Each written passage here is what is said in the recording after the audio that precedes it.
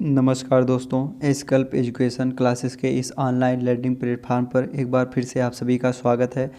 कल हमारा जो इस संज्ञा का पहला वीडियो था जिसमें हमने आपको बताया था, जो हमारा कल टॉपिक कवर हुआ था वो था पद के प्रकार में हमने आपको विकारी शब्द बताया था, उसके बाद अविकारी शब्द बताया था, फिर विकारी शब्द में जो है संज्ञा के बारे में बताया था और उसमें जो है प्राणीवाचक संज्ञा और अप्राणीवाचक संज्ञा भी बताया था। उसके बाद जो है संज्ञा के भेद में हमने अर्थ के आधार पर, व्युत्पत्ति के आधार पर तथा आधुनिक वर्गीकरण के आधार पर जो है संज्ञा के कितने भेद होते हैं उसके बारे में हमने आपको जानकारी दी थी।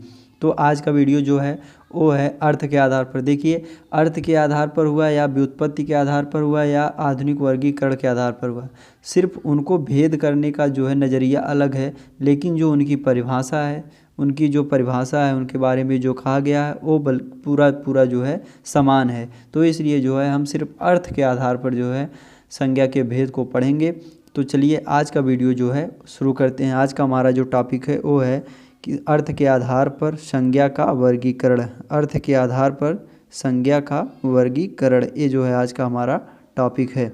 तो चलिए आज का वीडियो जो है शुरू करते हैं। देखिए, जो अर्थ के आधार पर संज्ञा का वर्गीकरण होता है या संज्ञा के जो भेद होते हैं, तो उसके आधार पर जो 5 प्रकार के होते हैं। तो 5 प्रकार में जो आपका सबसे पहला होता है वो आपका होता है व्यक्तिवाचक संज्ञा। व्यक्तिवाचक संज्ञा क्या होता है? तो जो शब्द किसी विशेष व्यक्ति, वस्तु, स्थान या प्राणी के नाम का बोध कराते हैं उन्हें जो है व्यक्तिवाचक संज्ञा कहते हैं। देखिए, जो शब्द किसी विशेष व्यक्ति, वस्तु, स्थान या प्राणी, यही आप देखिए परिभाषा क्या है, यही मूल तत्व है कि विशेष व्यक्ति, वस्तु, स्थान या प्राणी के नाम का बोध कराते हैं तो उन्हें जो है व्यक्तिवाचक संज्ञा कहते हैं। अब जैसे उदाहरण के माध्यम से आप समझिए, उदाहरण के माध्यम से व्यक्तियों के किसी विशेष व्यक्ति के नाम, तो जैसे सीता, भगत सिंह, मदन, राजू, मोहन, ये जो है आपके नाम हो गए, ये एक व्यक्ति हैं, जो है उनके जो है नाम है। उसके बाद स्थान देख लीजिए, स्थान का नाम है जैसे दिल्ली हुआ, पंजाब हुआ, अमेरिका हुआ, जापान हुआ, मुंबई हुआ, तो ये जो है आपके व्यक्तिवाचक संज्ञा के अंतर्गत आते हैं। उसके बाद फिर पुस्तकों के नाम में देख लीजिए आप, रामचरितमानस, महाभारत, रामायण आदि जो है। उसके बाद जैसे महीनों के नाम, आप यहाँ पर जो है महीनों के नाम भी देख सकते हैं। तो महीनों के नाम में जैसे आपका हो गया जुलाई, क्या हो गया, तो यहाँ पर जुलाई हो गया, अगस्त हो गया, नवंबर हो गया। तो ये जो है आपका महीनों के नाम आता है। और भी हम आपको यहाँ पर दिखा देते हैं। तो उसके बाद देखिए यहाँ पर आपका दिनों के नाम भी आ सकता है। क्या आ जाता है आपका? दिनों के नाम। तो दिनों के नाम में जैसे मंगलवार,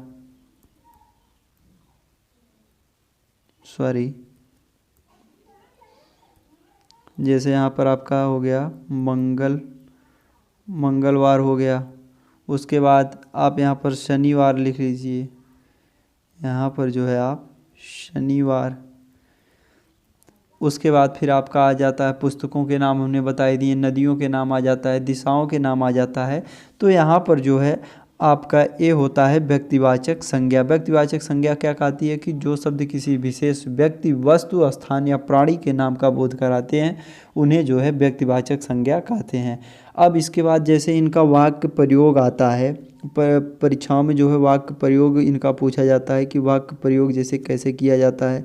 तो वाक्य प्रयोग के बारे में जो है हम आपको बताते हैं। जैसे आपका हुआ, मान लीजिए यहाँ पर किसी देश का नाम है, जो है किसी देश का नाम है, जैसे यहाँ पर भारत लिख लीजिए, तो देश का नाम है। या दिशा भी आप यहाँ पर लिख सकते हैं। दिशा जैसे ले लीजिए दक्षिण, दिशा ले लेते हैं, जैसे हो गया आपका दक्षिण। तो यहाँ पर एक वाक्य आपका बन गया कि भारत के दक्षिण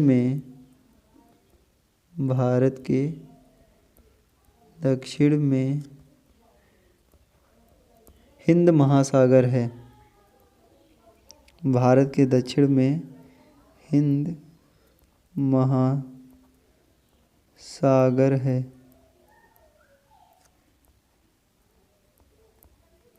भारत के दक्षिण में जो है हिंद महासागर है। उसके बाद देख लीजिए फिर आपका एक जैसे दिल्ली, कोई स्थान ले लीजिए या आगरा या दिल्ली ले लीजिए, तो इसका वाक्य प्रयोग कर दीजिए। तो जैसे हमको कल दिल्ली जाना होगा, मान लीजिए हमको कल दिल्ली जाना होगा, दिल्ली जाना होगा।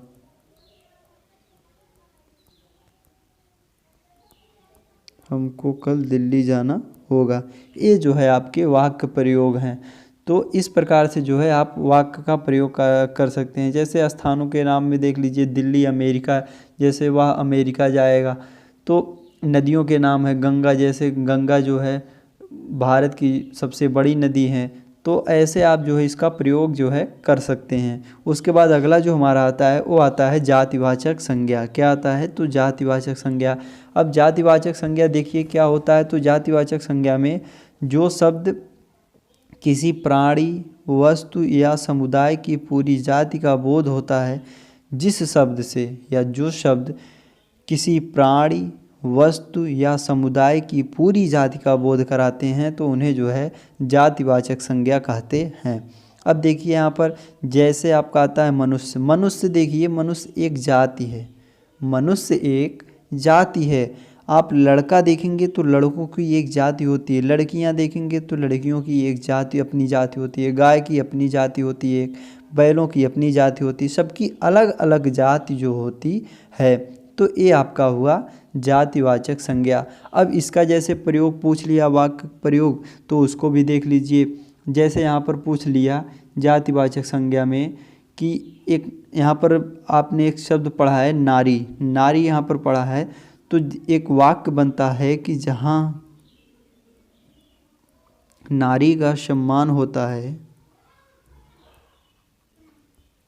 नारी का सम्मान होता है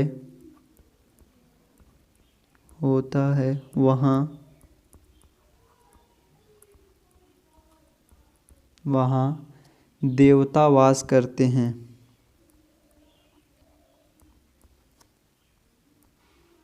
देवता वास करते हैं, वहाँ देवता वास करते हैं। जहाँ नारी का सम्मान होता है वहाँ जो है देवता वास करते हैं। तो ये जो है इसका वाक्य प्रयोग हुआ। आप कई प्रकार से इसका जो है वाक्य प्रयोग कर सकते हैं। अगला है आपका देखिए द्रव्यवाचक संज्ञा। अब देखिए जैसे आधुनिक मान्यता जो है, आधुनिक मान्यता के अनुसार जो है आप देखेंगे तो जातिवाचक संज्ञा जो है आपकी, जातिवाचक संज्ञा के ही दो उपभेद कर दिया है। यहाँ पर आपको समझा देते हैं। जातिवाचक जो आपकी संज्ञा है उसी का जो है दो उपभेद कर दिए हैं। तो दो उपभेद में जो है आपको उसमें पढ़ना होता है। जैसे यहाँ पर आपका जो जातिवाचक है, देखिए जातिवाचक,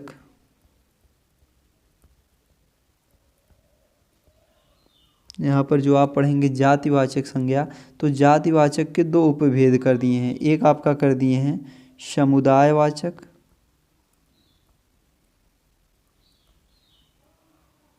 एक कर दिए हैं समुदायवाचक और दूसरा कर दिए हैं द्रव्यवाचक। दूसरा क्या कर दिए हैं? दूसरा कर दिए हैं द्रव्यवाचक। यही दो है इसका आधुनिक मान्यता। देखिए परिभाषा आपकी जो पढ़ेंगे वो सेम रहेगी, वो सब कुछ समान रहेगा, लेकिन जो है इनको वर्गीकरण करने का जो है एक अलग अलग तरीका इसमें बना दिए हैं। तो जो है आधुनिक वर्गीकरण के आधार पर जो संज्ञा के तीन भेद माने जाते हैं, उसमें आप पहला पढ़ेंगे व्यक्तिवाचक संज्ञा, दूसरा पढ़ेंगे जातिवाचक संज्ञा, तीसरा पढ़ेंगे आप भाववाचक संज्ञा। जो जातिवाचक संज्ञा है उसी को जो है दो उपभेदों में जो है बांट दिए हैं। एक आपका हो गया समुदायवाचक संज्ञा और एक आपका हो गया द्रव्यवाचक संज्ञा। तो पहले जो है हम इसमें द्रव्यवाचक संज्ञा का अध्ययन करेंगे, उसके बाद जो है फिर समुदायवाचक संज्ञा का अध्ययन करेंगे। तो देखिए द्रव्यवाचक संज्ञा क्या होता है कि जो शब्द ठोस, द्रव, गैस, धातु, अधातु आदि का बोध कराते हैं उन्हें जो है द्रव्यवाचक संज्ञा कहते हैं। जो शब्द ठोस, द्रव, गैस, धातु, अधातु आदि का बोध कराते हैं उन्हें द्रव्यवाचक संज्ञा कहते हैं। जैसे आपका यहाँ हुआ ठोस में आपका हो गया ठोस द्रव गैस में जैसे तेल, दूध, पानी, तो ये जो है ठोस द्रव गैस में जैसे आ जाता है आपका ठोस में और कुछ आ जाता है, द्रव में और कुछ आ जाता है, और गैस में जो है गैसें आ जाती हैं। उसके बाद धातु आपका होता है, धातु में आपका सोना आ जाता है, चांदी, लोहा, पीतल आ जाता है आपका। उसके बाद अधातु है, अधातु में आपका प्लास्टिक आ जाता है, कोयला आ जाता है, अभ्रक आ जाता है, और हीरा मोती, ये जो है आपके अधातु में आ जाते हैं। अब इनका भी जैसे वाक्य प्रयोग पूछा जाता है तो इनका भी वाक्य प्रयोग देख लीजिए। तो इनका भी जो है वाक्य प्रयोग आप देख लीजिए।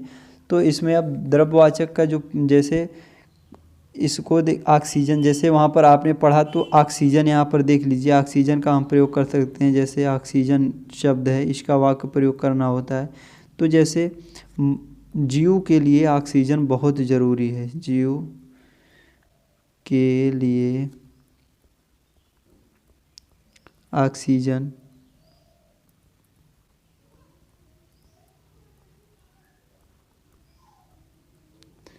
अति महत्वपूर्ण है।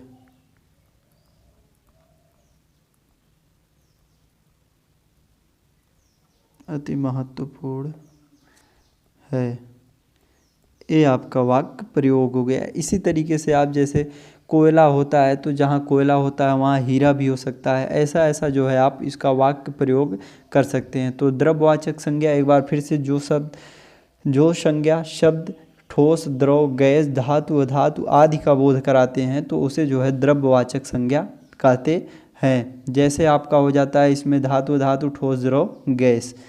उसके बाद अगला है आपका समूहवाचक संज्ञा।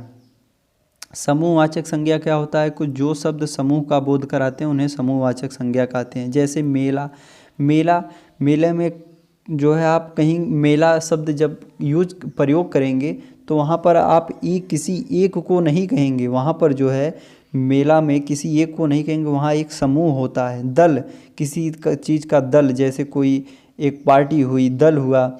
सभा में एक लोग नहीं रहते, सभा में अनेक लोग रहते हैं, तो वो जो होता है आपका एक समूह होता है। तो इसी को जो है समूहवाचक संज्ञा कहा जाता है। जैसे यहाँ पर आप देख लीजिए, जैसे आप वाक्य प्रयोग देख लीजिए। परिवार, जैसे आपका एक परिवार है, अपने परिवार पर देख लीजिए। तो यहाँ पर आप लिख लीजिए, जैसे परिवार आपका होता है तो परिवार का जब हम वाक्य प्रयोग करेंगे तो मैं परिवार में सबसे बड़ा हूँ। जैसे यहाँ पर आप प्रयोग कर दीजिए, मैं परिवार में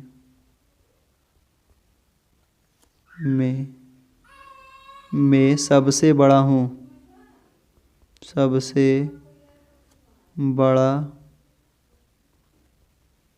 हूँ, मैं परिवार में सबसे बड़ा हूँ। तो ये जो होता है आपका इसका वाक्य प्रयोग हुआ है।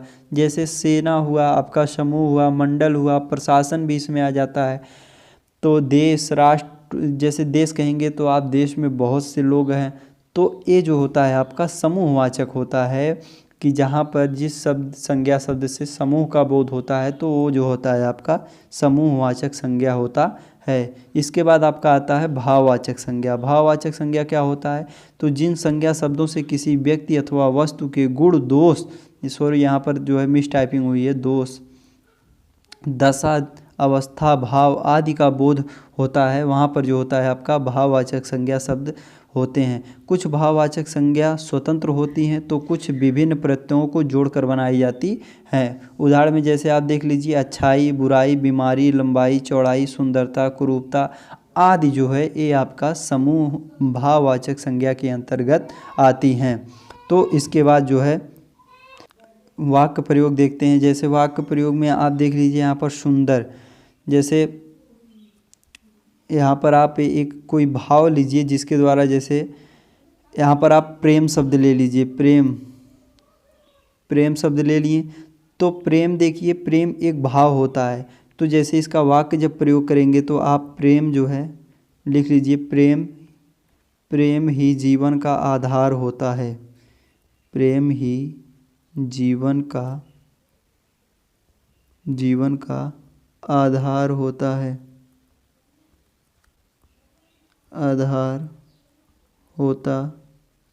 प्रेम ही जीवन का आधार होता है।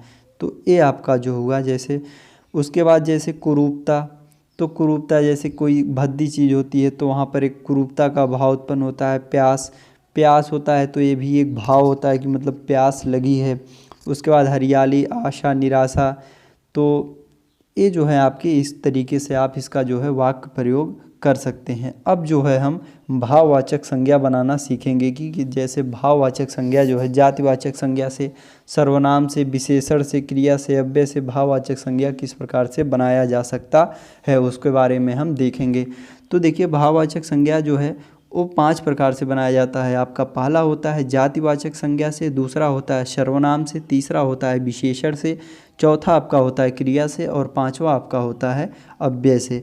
तो ध्यान दीजिए, जो आप जातिवाचक संज्ञा से बनाते हैं तो जैसे अब इसके एक एक के माध्यम से आप समझिए। जातिवाचक जैसे हुआ, जातिवाचक से आपको भाववाचक बनाना है। तो जाति, जैसे यहाँ पर एक शब्द है पुरुष, तो यहाँ पर जब पुरुष शब्द है तो इससे एक पुरुष जाति का बोध होता है। तो ये कौन सा संज्ञा है? तो एक जातिवाचक संज्ञा है। अब इसी को हमको ले जाना है भाववाचक में। तो जैसे आप देखेंगे इसमें आपका आता है तो पुरुष हुआ। अब इसमें जो है एक शब्द हम जोड़ देते हैं तो यहाँ पर हो जाता है पुरुषत्व। क्या हो जाता है आपका? पुरुषत्व। तो एक पुरुषत्व का जो होता है भाव हो जाता है। पुरुष जो है वो जातिवाचक है, लेकिन जब पुरुषत्व हो गया तो ये एक आपका भाव हो गया। इसी प्रकार से जैसे मानव है, मानव एक मानव जाति है, मानव जाति है, मानव एक जातिवाचक है, संज्ञा है। तो इसी में जो है हम मानव में मानवता प्रत्यय जो होता है उसको जोड़ देते हैं। जैसे यहाँ पर आप जब प्रत्यय पढ़ाएंगे तो उसको बताएंगे।